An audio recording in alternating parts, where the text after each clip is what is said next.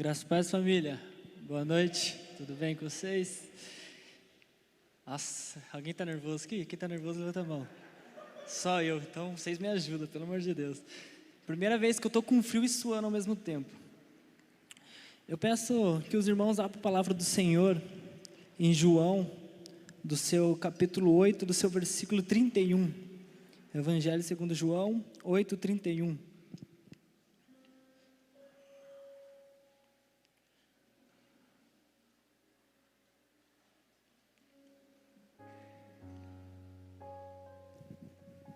Amém?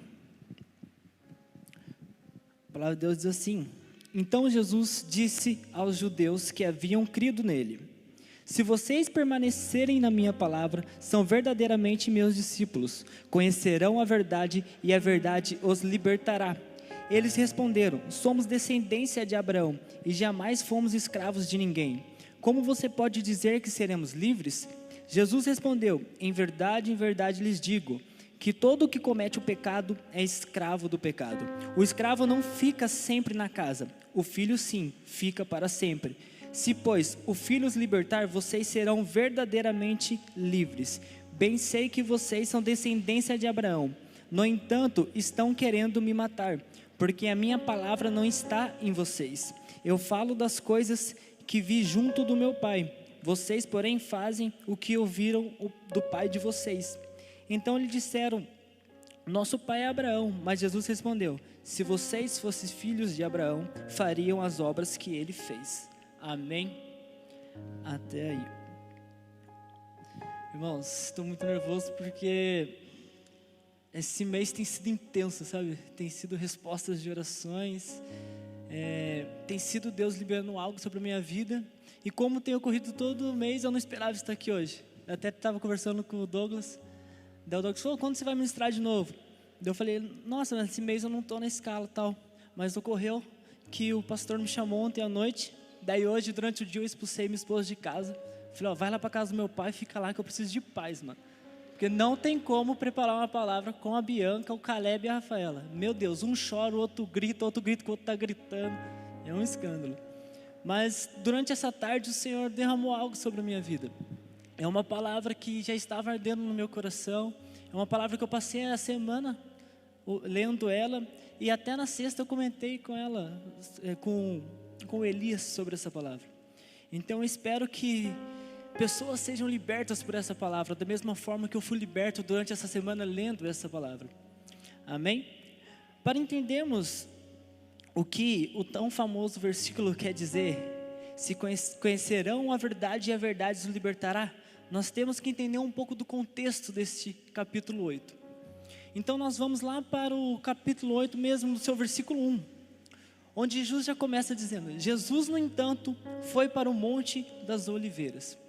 O capítulo já começa falando que o Senhor foi orar, que o Senhor foi falar com Deus. O nosso pastor sempre deixa muito claro aqui que nós somos uma igreja horizontal, que nós somos todos iguais aqui e só tem um acima de nós, que é o nosso Senhor. E o Senhor Jesus Cristo tinha esse mesmo tratamento horizontal com os seus discípulos. Você via que ele mesmo sendo Deus, em nenhum momento ele agia de forma sendo melhor ou superior que aqueles homens.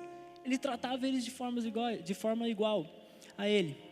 Mas ele também tinha no seu secreto um relacionamento vertical, que era o quê? Com o Pai. E às vezes nós estamos em falta com isso, pois queremos ter um relacionamento espiritual horizontal também. Quando eu li esse texto, o Senhor começou a ministrar no meu coração. E ele começou a falar como se até Jesus tinha esse relacionamento vertical com Deus para tomar todas as atitudes.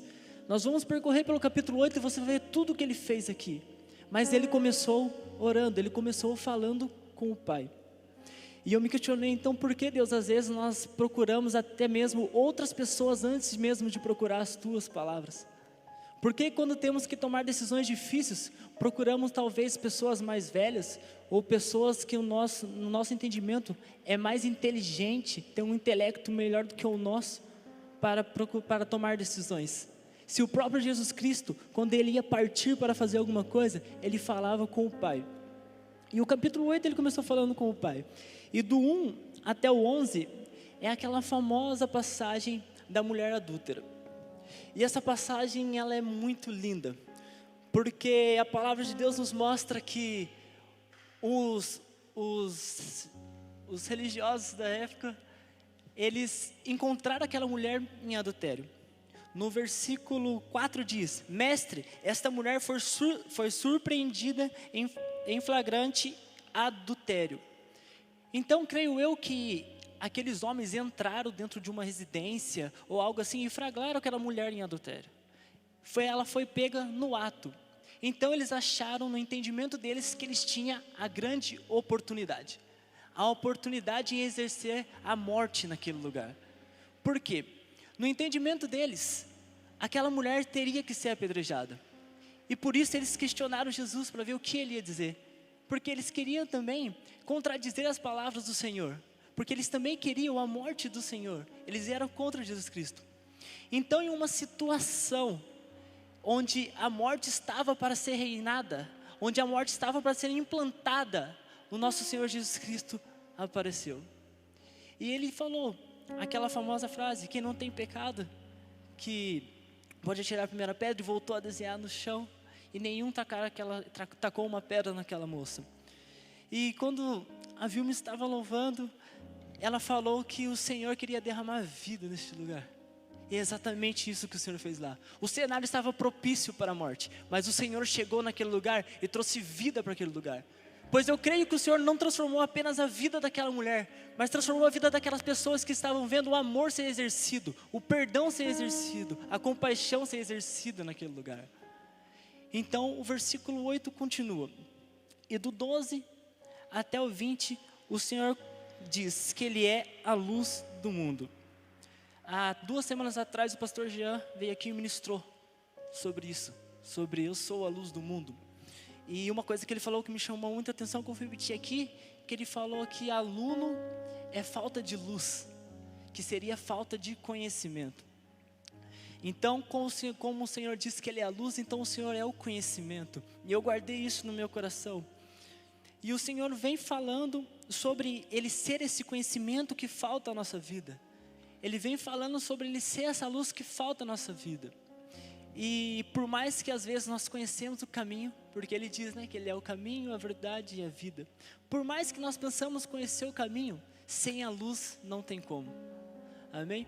Você pode conhecer a sua casa de cabo a rabo, sabe? Eu sei tudo que tem na minha casa. Eu sei cada coisa que tem lá. Mas se eu acordar de madrugada e não tiver uma luzinha acesa, eu vou sair trombando e tudo.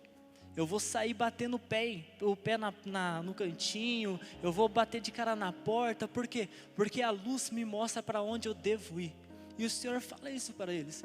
O Senhor continua dizendo: eu sou a luz do mundo. Eu quero te mostrar o caminho que você deve seguir. Eu quero te levar até a porta. Amém? E no versículo 21 ao 30, ele começa a dizer quem é Ele. Ele defende a sua missão e começa a se revelar àquele povo e a sua autoridade. E aí o texto começa a ficar cada vez mais interessante. Vamos ler o versículo 23 e 24, onde ele diz: Jesus lhe disse: vocês são daqui de baixo e eu sou lá de cima. Vocês são desse mundo e eu deste mundo não sou. Por isso eu lhes disse que vocês morrerão em seus pecados. Porque se não crerem que eu sou, vocês morrerão nos seus pecados. Então a palavra do Senhor começa a ficar um pouco mais dura. Nós sempre brincamos com o pastor, né? Que o pastor bate muito. E hoje eu estava lendo esse texto e falei: nossa, Jesus batia mais que o pastor. Porque é muito dura. Você imagina Jesus falando: não, mano, se vocês não creem em mim, mano, vocês vão morrer nos seus pecados. O próprio Jesus falando, sabe? São palavras muito fortes e ainda vai ficar pior. E ele começa a ministrar sobre o coração daquele povo. E no versículo 28 e 29, nesse mesmo texto diz: então Jesus disse: quando vocês levantarem o Filho do Homem, então saberão que eu sou, e que nada faço por mim mesmo, mas falo como o Pai me ensinou. E aquele que me enviou está comigo, não me deixou só, porque eu faço sempre o que lhe agrada. Jesus começa a revelar a sua cruz para aquele povo. Jesus começa a falar como o Senhor estava com ele, e como o Senhor ia estar com ele no momento da cruz dele. E uma coisa que me chama a atenção é que o Senhor diz: Ele está comigo e não me deixou, porque eu faço sempre o que lhe agrada. O próprio Jesus Cristo era obediente ao Pai dele. Nós falamos aqui que nada nos separa do amor de Deus. E realmente nada nos separa do amor dele. Mas para caminhar conforme a vontade dele, mas para governar com o Senhor na eternidade, é necessário uma coisa: obediência. A única coisa que o pai espera de um filho é obediência. O Caleb vai crescer e eu confesso para vocês que o meu maior medo é que ele não seja obediente, sabe? Eu tenho outros medos, tenho medo dele ser corintiano, tudo isso. Mas meu maior medo é que ele não seja obediente, sabe? Porque uma pessoa desobediente, uma pessoa que não obedece o pai, caminha sem voz para seguir, caminha sem direção. Uma pessoa desobediente quer tomar as suas próprias decisões sem ter capacidade para isso. E o próprio Jesus diz que ele era obediente a Deus, por isso que Deus não deixava ele. Irmãos, relacionamento não tem a ver só com rodar, pular, gritar. Relacionamento tem a ver com obediência. Amém? É muito simples. Quem é pai é que sabe o quanto espera a obediência do seu filho. E como nós falamos aqui do nosso relacionamento horizontal, eu vou falar para você: se você não consegue respeitar as pessoas que você convive, dificilmente você vai conseguir respeitar a Deus. Se você não consegue respeitar os seus pais, se você não consegue respeitar o seu cônjuge, dificilmente você vai respeitar a Deus. Mas por quê? Porque você vê todos os dias essa pessoa fazendo algo para você. E aquilo que o Senhor fez para você, você não viu, você tem que crer.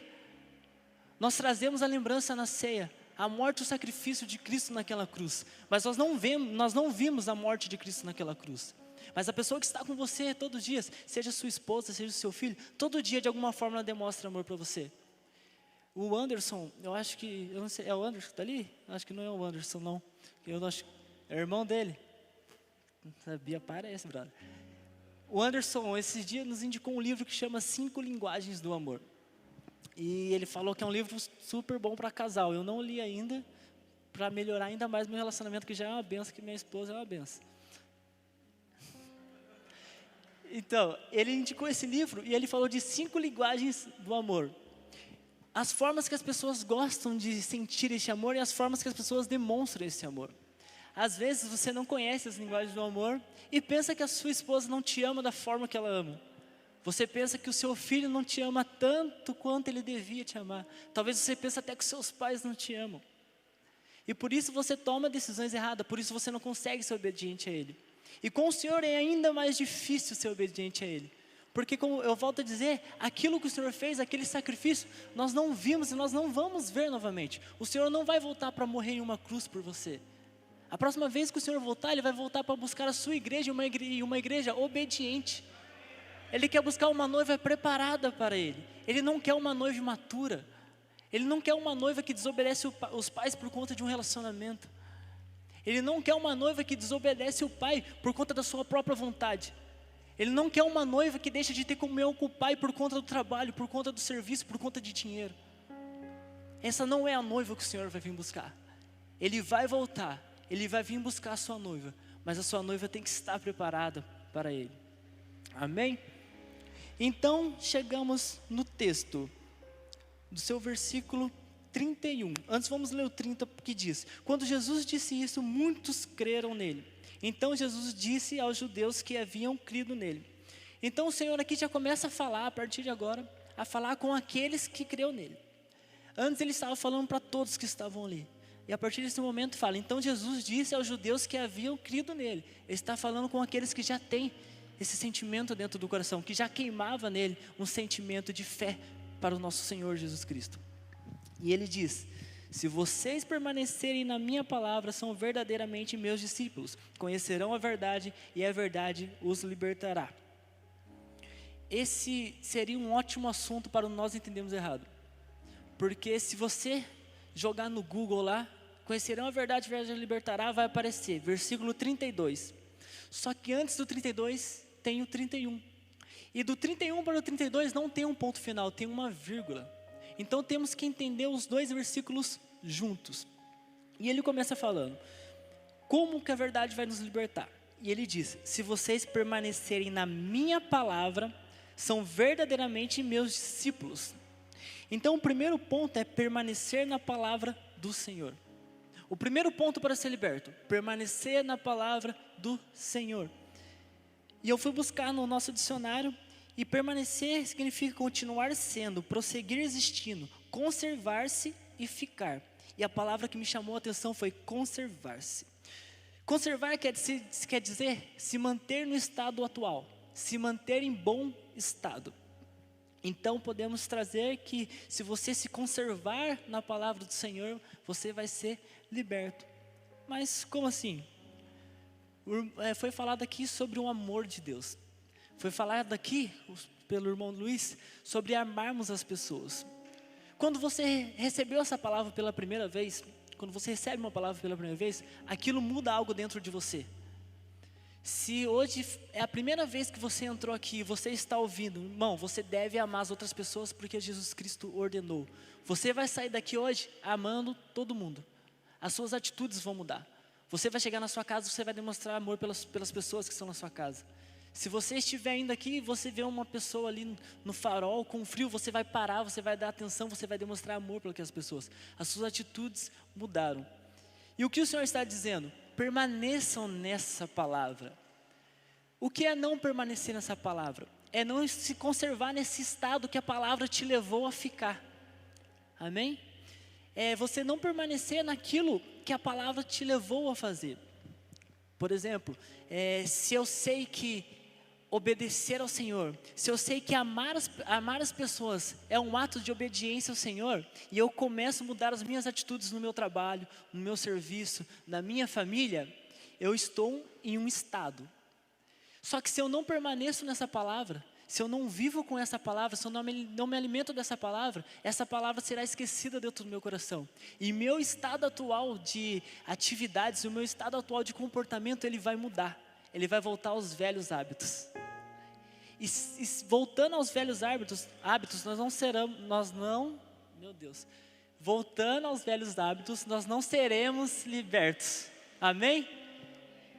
Então, o primeiro grande passo para ser liberto é permanecer na palavra.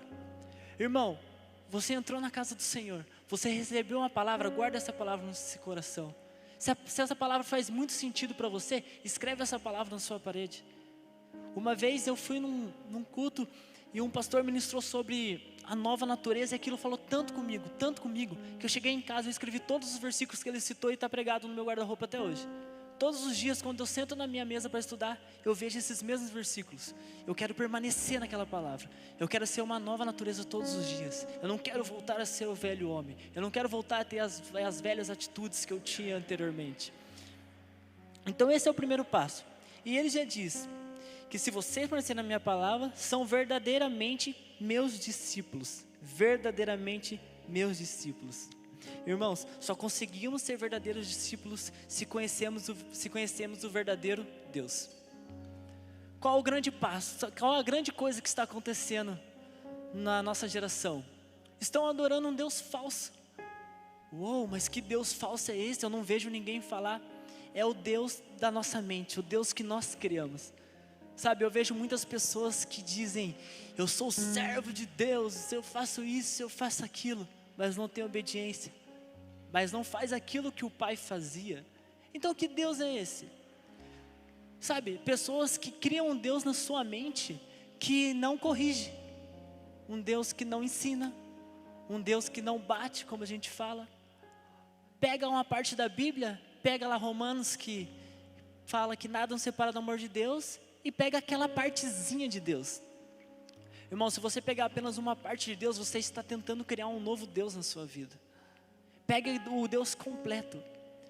Todas as capas de Bíblia são lindas.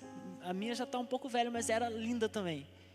Só que a capa que eu mais gosto é uma de Jesus Cop, que está escrito assim: este livro é sobre Jesus. Irmãos, aqui está falando sobre o verdadeiro Deus. Essa palavra nos mostra o verdadeiro Deus. Quando nós vamos falar de quem é Deus, a palavra eu acho não pode existir. Se algum dia alguém chegar no seu trabalho e falar assim: mano, quem é Deus? Em nenhum momento você pode pensar, eu acho que Deus, eu acho que Jesus, eu acho que o Espírito Santo. Não, a Bíblia diz que Deus é. A Bíblia diz que Jesus é. A Bíblia diz que o Espírito Santo faz. A Bíblia diz que o Espírito Santo transforma. Esse é o verdadeiro Deus. O verdadeiro discípulo é aquele que conhece verdadeiramente o Deus. E a nossa geração tem criado falsos discípulos com os coachings, com tudo que tem por aí, sabe? Discípulos de Instagram, discípulos de YouTube, pastores que não têm ovelhas. Irmãos, você não pode seguir um pastor que não tem ovelhas, porque a ovelha é o reflexo do seu pastor. Se as ovelhas são obedientes, é porque o pastor educa as suas ovelhas. Agora, se as ovelhas são desobedientes, é porque o pastor simplesmente só passa a mão na cabeça dela. Passa a mão na cabeça do seu filho todas as vezes. Todas as vezes que ele chorar, você dá o que ele quer. Todas as vezes que ele ficar triste, você vai dar o que ele quer. Você vai ver a pessoa que ele vai ser. Ele vai ser uma pessoa imatura, ele vai ser uma pessoa mimada, ele vai ser uma pessoa que não vai aceitar não das pessoas. Com Cristo é a mesma coisa. Esse falso Deus que estão inventando é um Deus que deixa você fazer tudo. Esse falso Deus que estão inventando é um Deus que diz, mano, você errou, tá de boa, vamos aí. Não, você errou, não está de boa. Você errou, você tem que se arrepender, mano. Você errou, você não pode errar novamente, você tem que lutar contra aquilo. Mas eu não consigo. Você tem uma família aqui para lutar junto com você. Você tem pessoas para lutar com você. Você tem um pastor para lutar com você. Você não pode se acomodar com o pecado. Você não pode se acostumar com o pecado. Você não pode aprender como viver com o pecado. Então esse falso Deus tem cada vez sido mais pregado nos altares, nas grandes igrejas, nas grandes pessoas seguidas. Então o Senhor diz, para ser liberto, você tem que ser um verdadeiro discípulo. Ser verdadeiro discípulo, conhecer o verdadeiro Deus, o Deus que está na palavra. Então ele chega no 32, onde diz, conhecerão a verdade e a verdade os libertará. João 14,6 diz, eu sou o caminho, a verdade e a vida, ninguém vai ao Pai se não for por mim. Esta é a verdade, o Senhor. Então a palavra de Deus está dizendo que se você permanecer nas palavras de Deus, se você permanecer com as atitudes corretas, se você conhecer o verdadeiro Deus, você conhecerá Jesus, que foi quem o Senhor enviou, e você será liberto. Aleluias. Essa é a palavra de Deus. Mano, nós não precisamos pular, nós não precisamos gritar, nós precisamos conhecer a palavra. Nós precisamos viver a palavra. Não tem a ver com o exterior, mano. Às vezes você gosta de vir aqui e ficar com o braço cruzado. Amém. Eu gosto de levantar, pular, gritar. Amém. Mas o que me transforma, o que me liberta é o Senhor. O que te transforma, o que te liberta é o Senhor. Então ele continua dizendo, eles responderam, o Senhor falou para eles, conheceram a verdade libertará. Eles responderam, somos descendência de Abraão, e jamais fomos escravos de ninguém. Como você pode dizer que seremos livres? Irmão, esse texto, para você entender esse texto, você tem que assistir a segunda aula de escatologia que o pastor teve. Foi sensacional, sabe? O pastor explicou o significado de Israel para a vinda de Cristo e a igreja. E eles eram sim o povo escolhido de Deus, sabe? Resumidamente, o Senhor veio primeiro para eles, depois para nós. O Senhor nos mostra isso na palavra dele. Então eles eram um povo escolhido. Mas o fato deles ser um povo escolhido não trouxe humildade nem compaixão ao coração deles. Pelo contrário, trouxe soberba. Você vê muitas vezes a palavra do Senhor como os judeus, o povo escolhido era soberbo em relação às outras pessoas. Então eles se sentiam os privilegiados. Mas o Senhor, com o sangue dele na cruz, criou o seu novo povo. O Senhor em Efésios 2:3 diz, mas agora, unidos com Cristo Jesus, vocês que estavam longe de Deus foram trazidos para perto dele pela morte de Cristo na cruz. Irmãos, no momento que Cristo morreu naquela cruz, ele criou um novo povo, um povo lavado pelo sangue do Cordeiro, um povo que faz parte dessa família, não porque é assim ou porque é assado, mas porque crê em Jesus Cristo, porque crê na cruz, porque se entrega aos pés da cruz. Esse é o povo de Deus. Eles ainda não entendiam isso. Mas Jesus veio para pôr uma diferença em tudo aquilo que eles faziam. Sabe, você lê a Bíblia e eles têm preconceito com tudo. Muito por conta da cultura da época, mas mulheres não eram muito bem aceitas, não podiam fazer algumas coisas. Mas pessoas de outras cidades, de outras regiões, não eram bem aceitas. E o Senhor veio para pôr um fim em toda essa separação de diferenças, de povo, de tribo. Pois nós somos todos unidos pelo sangue de Cristo. Nós somos só um corpo e o Senhor é o cabeça. E nós devemos fazer o seguinte questionamento, o mesmo que Tiago faz no livro de Tiago 2, do 1 ao 4 diz: meus irmãos, vocês não podem ter fé em Senhor Jesus Cristo e o Senhor da glória, e ao mesmo tempo tratar as pessoas com parcialidade.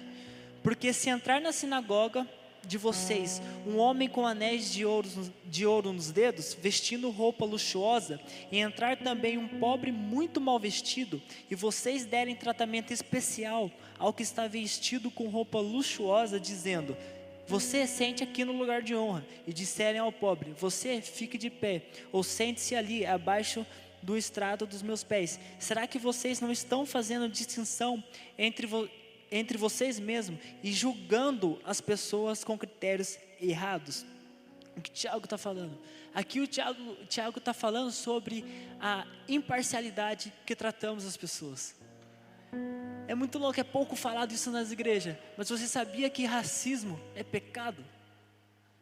Que tratar as pessoas diferente pela forma que elas se vestem é pecado? Você sabia que se eu achar que só porque uma pessoa usa terno ela é religiosa, é pecado? Ou só porque uma pessoa tem tatuagem, sei lá, ela é bandido? Se uma pessoa tem uma condição financeira menor do que a minha, eu achar que ela é uma pessoa de má índole, é pecado. Não é simplesmente desvio de caráter, é pecado. E mais uma vez, na nossa geração, isso está sendo levantado aos nossos olhos e nós não estamos vendo. Eu sou um cara que eu gosto muito de esporte. Sabe, eu gosto muito de todo tipo de esporte, e eu amo as Olimpíadas. Eu espero ansiosamente os 4 anos para assistir as Olimpíadas, porque a Olimpíada é aquela época da gente cornetar os caras que nós nem entendem o esporte, né? O cara tá na canoa lá, nunca viu uma canoa pessoalmente, eu critico: nossa, mó ruim, mano, nossa, como que esse cara é desse jeito? Ah, tá, o brasileiro, né? Só sabe dançar brasileiro, só gosta de carnaval. Essa é a época. E eu estou vendo algo nas Olimpíadas que está acontecendo que, se você abrir um site esportivo, principalmente os da Globo, irmão, vou falar para você, principalmente os da, não assistam Globo, e não tem a ver com partido político não, tem a ver com aquilo que eles estão fazendo. Sabe, você vê uma pessoa, por exemplo, aquela menina, acho que é Rebeca, que ganhou ginástica artística, eles não falam: a brasileira Rebeca ganhou, ou a mulher Rebeca ganhou.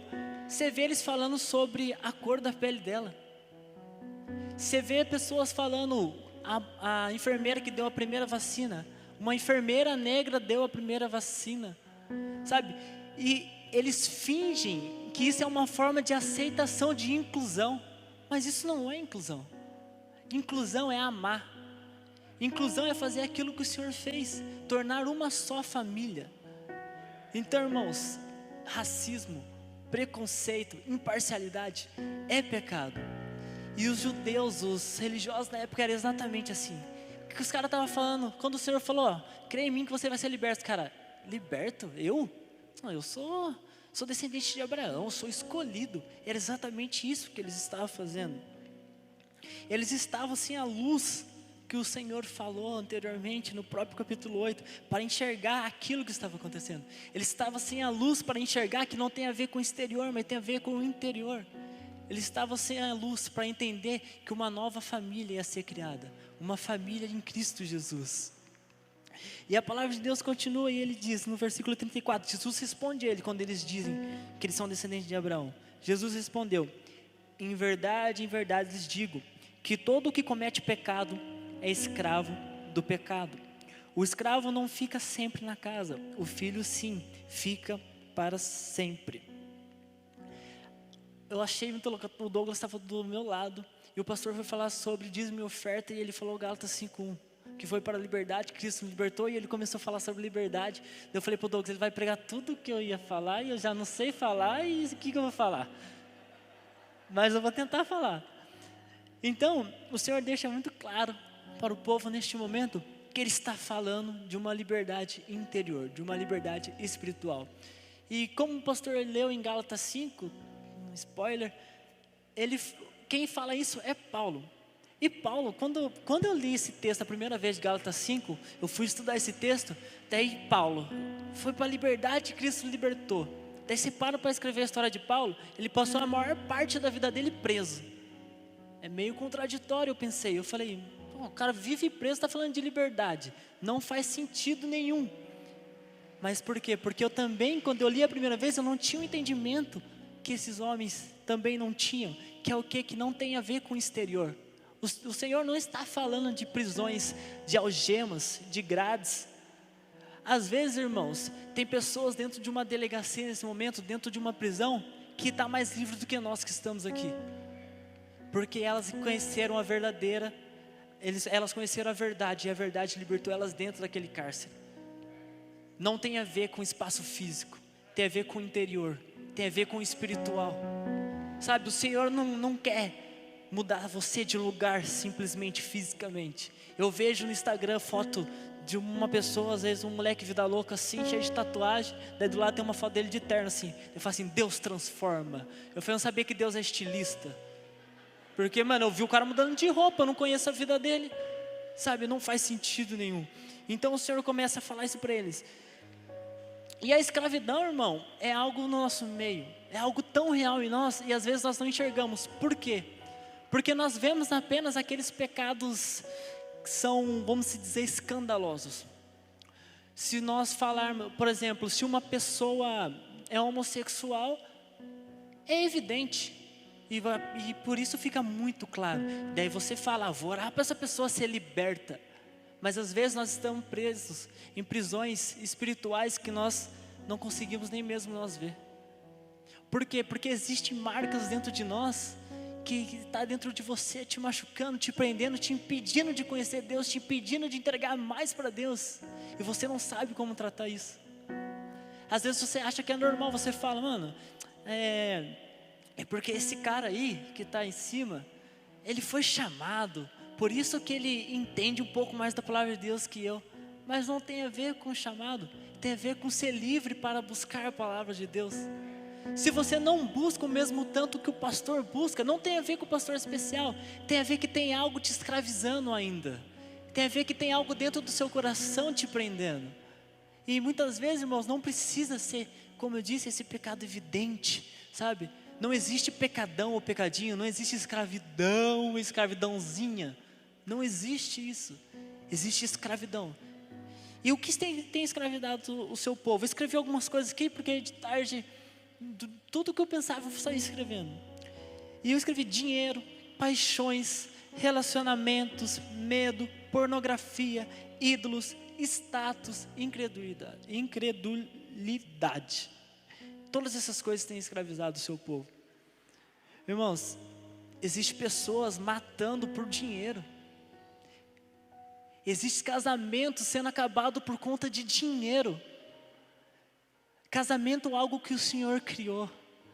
Casamento que tinha que ser algo tão sagrado nas nossas vidas, estão acabando por conta de dinheiro, por conta de questões financeiras. Sabe, isso não pode, isso não devia existir.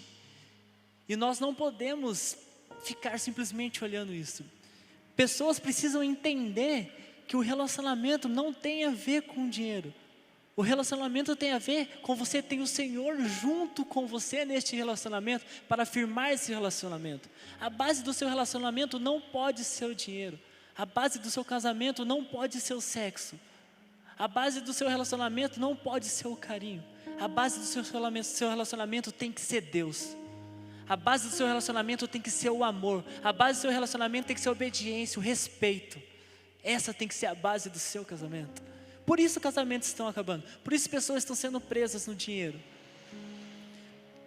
Pessoas presas na pornografia. Se você entendesse o mundo que existe atrás daquele simples vídeo que você está vendo? Você sabia quantas pessoas são escravizadas, quantas crianças sofrem abuso para você ver aquele vídeo? Você sabia que cada play que você dá lá, você está dando dinheiro para essas pessoas? Você está dando dinheiro para esses criminosos? Você está financiando o pecado dos outros, além de financiar o seu próprio pecado. Pessoas estão presas, mas não conseguem ser libertas. Sabe por quê? Porque não quer se manter na palavra de Deus. Porque não quer viver Tiago 5, onde diz: dividir os seus pecados, confessar os seus pecados um para os outros. Tem medo de expor aquilo. Irmãos, aqui existe líderes, existe um pastor que não está aqui para te julgar, para te apontar o dedo. Aqui existe líderes e pastores que estão aqui para lutar contigo pela sua liberdade. Então, não tenha mais medo. Pessoas que estão sendo escravizadas pelo medo. Sabe o que está acontecendo? Pessoas estão com as mãos presas no tronco do pecado e sendo chicoteadas pela culpa por Satanás. Estão presas com uma coleira, com Satanás segurando, sendo chicoteadas a todo momento pela culpa. Porque uma vez eu ouvi uma frase onde diz que o Satanás insiste por te chamar pelos seus pecados, mas o Senhor, sabendo todos os seus pecados, continua te chamando pelo nome. E essa é a maior verdade que eu li na minha vida. Irmão, o Senhor continua te chamando pelo nome, Ele continua te chamando de filho, Ele continua te chamando para fora dessas grades. E hoje é mais uma oportunidade que Ele quer te libertar. No versículo 35, Ele continua falando: o escravo não fica sempre na casa, o filho sim, fica para sempre. Na versão Nova Tradução da Linguagem de hoje diz: o escravo não fica sempre com a família, mas o filho faz parte da família. O que o Senhor está dizendo é que Ele não queria simplesmente libertar aquele povo, mas Ele queria dar uma família para aquele povo. E nesta noite aqui é a mesma coisa. Nós não queremos simplesmente libertar você daquilo que te escraviza. Nós não queremos que eu seja liberto simplesmente daquilo que me escraviza. Mas nós queremos dar uma família para você. Nós queremos formar uma família neste lugar. Sabe, uma família que ame o Senhor de uma forma tão especial. Se eu pudesse, é que aqui no Brasil não tem, e eu também sou pobre, eu não ia ter. Mas se pudesse ter aquelas lápides bonitonas assim, sabe, e escreve um negócio sobre a pessoa. Se eu pudesse escrever algo na minha, eu falei: esse cara amava Deus. Esse cara amava a família que Deus colocou ele. Isso que Deus está falando, mano, se vocês forem filhos, vocês vão ganhar uma família. Se vocês forem escravos do pecado, vocês vão permanecer no pecado. Mas eu quero te dar uma família. Eu quero te chamar de filho. O louvor pode subir, que ó, já estou passando do horário. Toda vez. Eu já estou finalizando. Para finalizar, irmãos, no versículo 36 a 39, diz: se pois o Filho os libertar, vocês serão verdadeiramente livres. Bem sei que vocês são descendência de Abraão. No entanto, estão querendo me matar, porque a minha palavra não está em vocês. Eu falo das coisas que vi junto do meu pai. Vocês, porém, fazem o que ouviram do pai de vocês. Então lhe disseram: nosso pai é Abraão. Mas Jesus respondeu: se vocês fossem filhos de Abraão, fariam as obras que ele fez.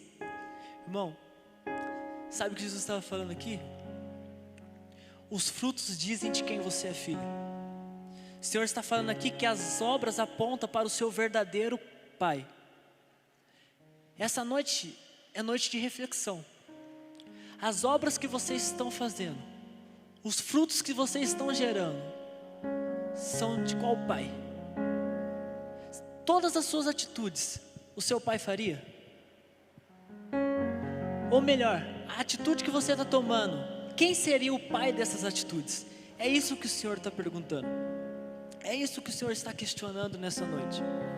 Lá em Marcos 5:1, a palavra de Deus vai contar sobre um homem que estava endemoniado e ele andava por um cemitério e ninguém conseguia parar este homem. Ninguém conseguia parar este homem. Nada conseguia libertar esse homem. Pessoas tentavam segurar ele e nada conseguia libertar ele. Então o Senhor Jesus chegou até ele E o Senhor expulsou tudo aquilo que estava aprisionando a vida dele. Jeremias 3:23 fala: pode um etíope mudar a sua pele ou um leopardo mudar suas manchas? Neste caso também vós poderei fazer o bem, sendo ensinados a fazer o mal. Sabe o que ele está falando? Mano, com as suas próprias forças você não vai conseguir. Com as suas próprias forças, irmãos, você não vai conseguir ser liberto. Irmão, com dica de coach você não vai conseguir ser liberto. Procurando no Google você não vai conseguir ser liberto. Você não lendo a palavra você não vai conseguir ser liberto. Existe uma forma de ser liberto, e essa forma se chama Jesus Cristo, o Nazareno. Quando Ele morreu naquela cruz, Ele levou sim todos os nossos pecados. Hoje nós somos livres, mas nós temos que nos posicionar como pessoas livres, como os filhos livres. Essa noite, irmãos, eu peço que você fique de pé. Eu quero orar por vocês rapidamente, porque às vezes nós falamos de libertação e nos vem a imagem, toda aquela cena, todo aquele circo de manifestação que algumas pessoas fazem. Mas a libertação, irmão, não precisa ser algo manifesto, evidente. A libertação basta você se entregar por aquele que se entregou por você. E aquele que se entregou por você está aqui nessa noite e quer te libertar daquilo que está te aprisionando. Aquele que se entregou por você está aqui te estendendo a mão mais uma vez. Parece que nós falamos a mesma coisa todos os cultos. Mas por que nós falamos a mesma coisa todos os cultos? Porque a nossa vida se baseia por uma só obra, que foi Cristo na cruz. A nossa vida se baseia pelo sangue que Ele derramou por nós. A nossa vida é liberta porque Ele morreu para nos libertar. Ele pagou um preço pela nossa liberdade. Não é de graça que você está liberto, é por um preço, e um preço de sangue. Dê valor à sua liberdade, viva essa liberdade. Amém? Pai, neste momento, Senhor, eu venho estar te agradecendo pela liberdade que o Senhor nos deu naquela cruz, Pai. Neste momento, Senhor, eu venho estar agradecendo, Senhor, pela vida dos seus filhos que estão livres para te adorar neste momento, que estão livres para falar contigo neste momento, que estão livres para proclamar palavras de amor a você neste momento, Pai. Senhor, se existe alguém neste lugar, Papai, que precisa de uma liberdade, que o Senhor venha estar libertando agora, em nome de Jesus. Papai, que no seu nome cadeias sejam quebradas neste momento, Papai. Que pelo seu nome casamentos sejam restaurados neste momento, Papai. Que pelo teu nome, Papai, maturidade seja gerada no coração dos seus filhos neste momento, Pai. Senhor, eu agradeço a Ti mais uma vez por tudo que o Senhor tem feito, Pai. Amém. Glórias a